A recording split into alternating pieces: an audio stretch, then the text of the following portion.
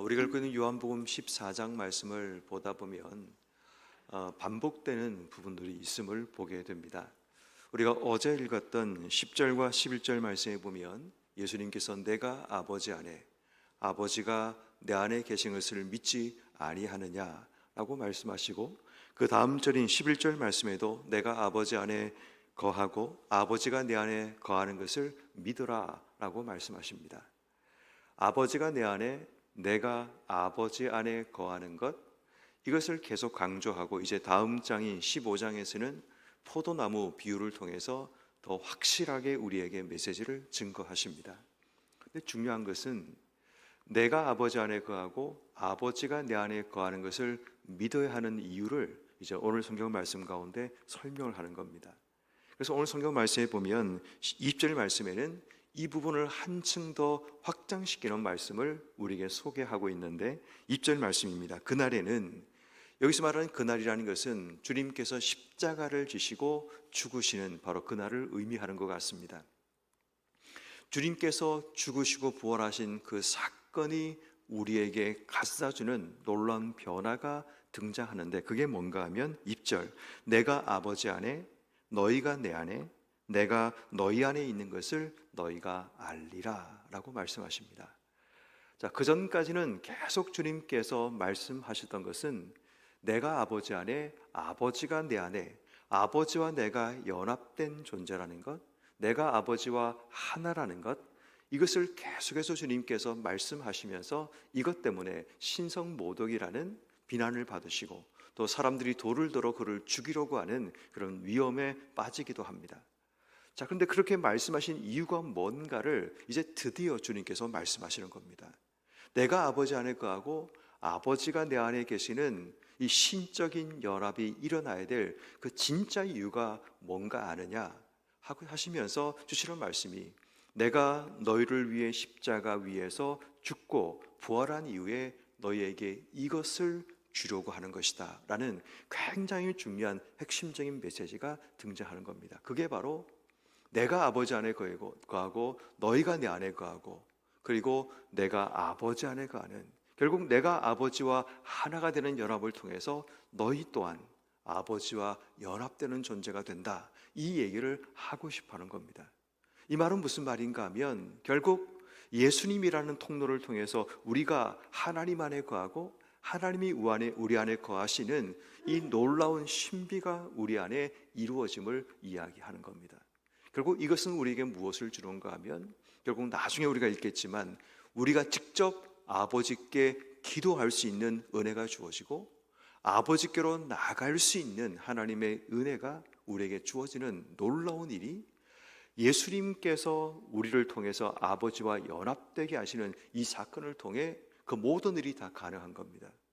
그 전까지는 누군가를 통해서만 아버지 하나님께 나갈 수 있는 불편하고 제한된 삶을 살던 우리가 예수님께서 죽으시는 바로 그날을 통해서 우리가 아버지 안에, 아버지가 내 안에 거하시는 이 연합의 놀라운 비밀이 풀려지는 역사가 일어나게 됨을 우리에게 말씀합니다. 그래서 우린 여전히 이 말이 잘 이해가 안 됩니다. 우리가 아버지 안에 거하고 아버지가 내 안에 거하시고 또 우리가 예수님 안에 거하고 예수님이 우리 안에 거하신다는 이 말씀이 잘 이해가 되지 않습니다. 연합을 우리가 경험해 본 적이, 온전한 연합을 경험해 본 적이 없기 때문에 이 연합이라는 것이 우리에게는 때로는 불편할 수 있고 또 연합이라는 것이 우리의 삶에 힘들 수도 있습니다.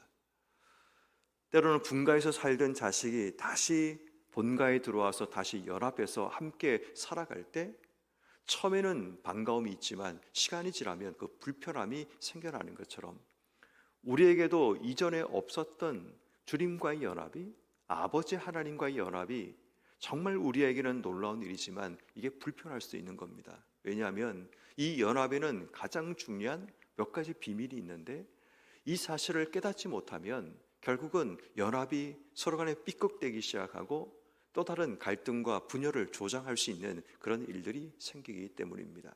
그래서 주님께서는 아버지와 연합하는 방법, 이 연합의 방법을 오늘 본문 가운데 두 가지로 소개를 합니다. 그 첫 번째, 그날에는 너희가 아버지와 연합하게 되는데 내가 너희 안에 없을지라도 그 방법이 있다라고 말씀하시면서 오늘 성경 말씀인 16절 말씀에 내가 아버지께 구하겠으니 그날이 되면 내가 아버지께 구하고 너희에게 이런 일이 일어나는데 또 다른 보혜사를 너희에게 주사. 여기서 말하는 보혜사라는 이 말은 우리가 쉽게 말하면 변호인, 또 다르게 말하면 조력자, 또 다르게 말하면 위로자라는 뜻을 가진 말입니다. 보혜사를 너희에게 보내시기를 하나님께 구하겠다라고 말합니다.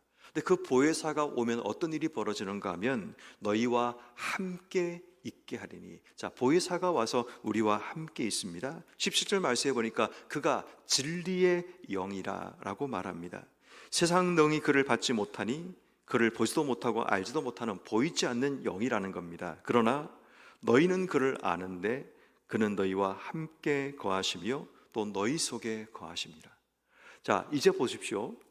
우리가 아버지께 거하는 이 단계로 나가기 위해서는 예수님께서 떠나시고 보혜사가 우리 속에 오는데 그 보혜사가 우리 안에, 우리가 보혜사 안에 거하심을 통해서 결국 이 보혜사를 통해서 아버지께 나갈 수 있는 연합의 방법을 우리에게 소개하는 겁니다. 그 보혜사가 어떤 일을 하시는가 하면 우리와 함께 계시는데 18절 말씀에 너희를 고와 같이 버려두지 아니하고 너희에게 오리라. 그 보혜사가 우리에게 와서 우리를 떠나지 않고 우리를 버리지 않고 함께 하심을 통해 아버지 안에 거하는 그 일을 우리 가운데 행하신다. 언제? 주님께서 떠나신 이후에. 결국 주님께서 계실 때는 주를 통해서 우리가 하나님께 나갈 수 있는 방법을 배우지만 주님께서 떠난 이후에는 보혜사 성령, 사람들 눈에는 보이지도 않고 알지도 못하는 그분이 우리 속에 오셔서 우리와 함께 하심을 통해 우리가 하나님 안에 거하는 이 방법이 우리 안에 드러나게 된다는 겁니다. 지금은 잘 이해되지 않아도 괜찮다라고 말씀하시는 겁니다. 하나님의 성령인 바로 보혜사, 진리의 영이신 그분이 우리 속에 오시면 우리와 함께 계셔서 우리가 하나님께 나가는 그 모든 과정과 그 모든 일들을 도우신다라는 것을 우리에게 말씀합니다. 그리고 또 한 가지를 설명합니다.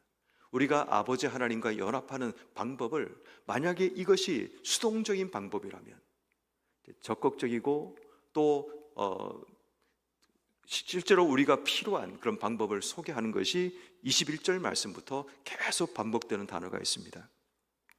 나의 계명을 지키는 자라야 나를 사랑하는 자니.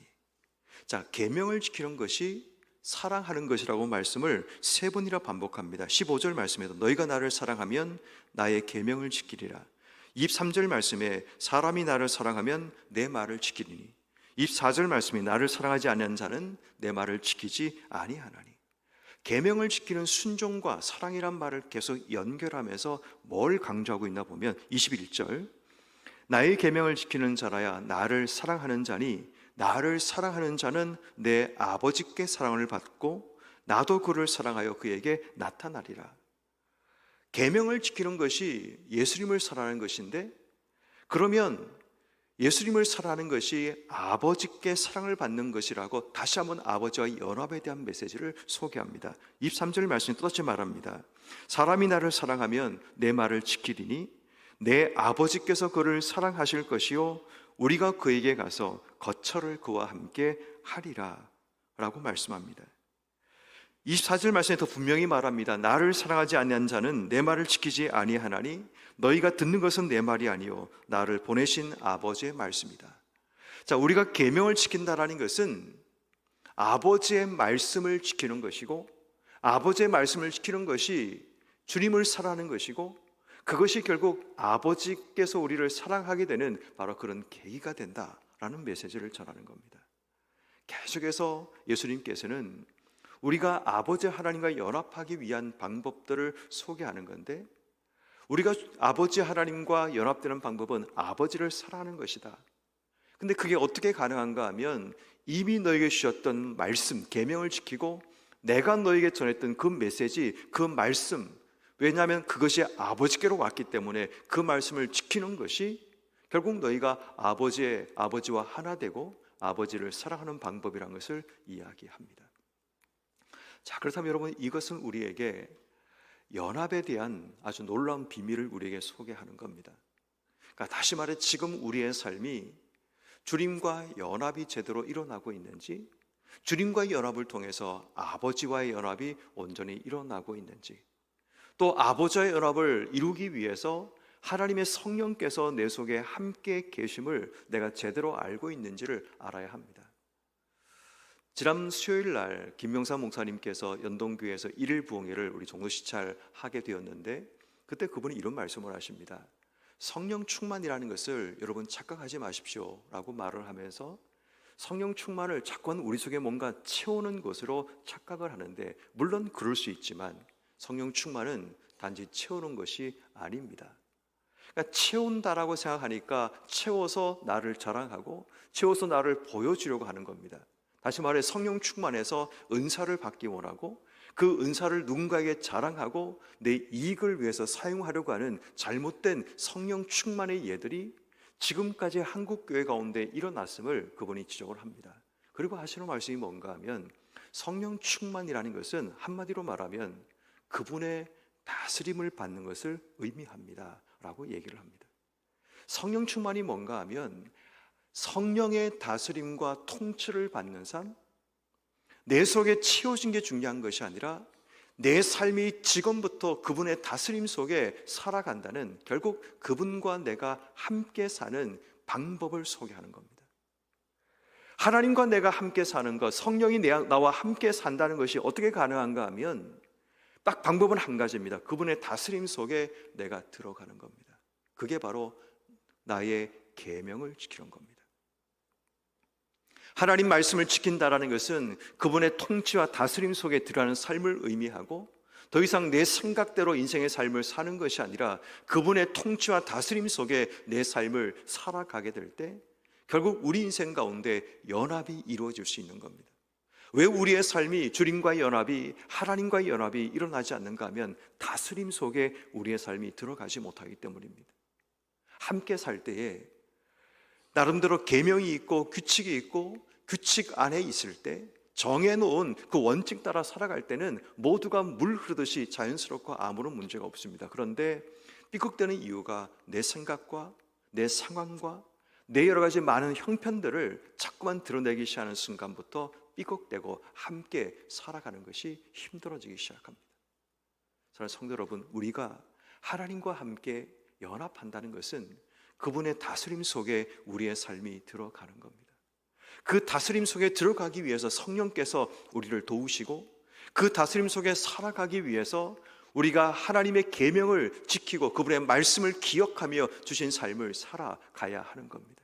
결국 그럴 때 우리의 삶에 사랑이 일어나게 되고 연합이 일어나게 되고 통치와 다스림 속에 우리의 삶을 살아가게 됩니다. 그러므로 오늘 주님과 연합된 삶을 살아가기 위해서, 그 주님과의 연합이 하나님과 연합으로 나가는 그 삶을 살기 위해서 오늘 이 새벽에 우리가 기도해야 될 두 가지, 첫 번째는 하나님의 성령께서 내 삶을 다스려 주시기를 기도해야 됩니다.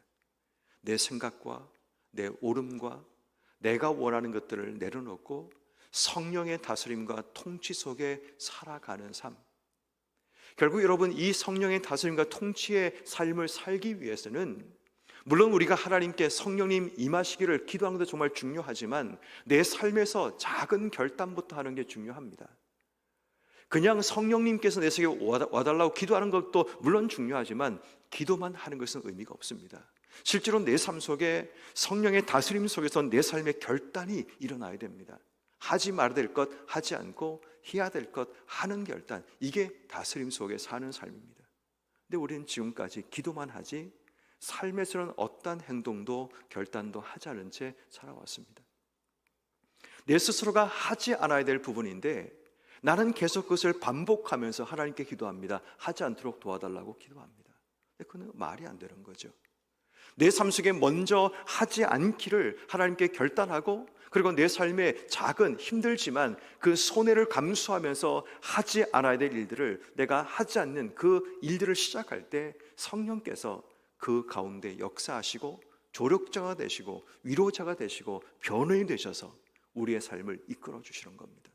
그러므로 오늘 성령께서 우리 속에 들어오셔서 우리의 삶에 결단이 일어나는 것, 주님과 연합하기 위해서 내 삶 속에 끊어야 되는 삶들, 내 삶 속에 멈춰야 되는 삶들, 또 내가 해야 되는 삶을 다시 한번 기도하면서 주님과 연합을 위해서 내 삶이 성령께서 내 안에 들어오셔서 내 삶으로 하여금 결단하게 하는 삶을 기도하는 것, 이게 첫 번째 우리의 기도 제목입니다.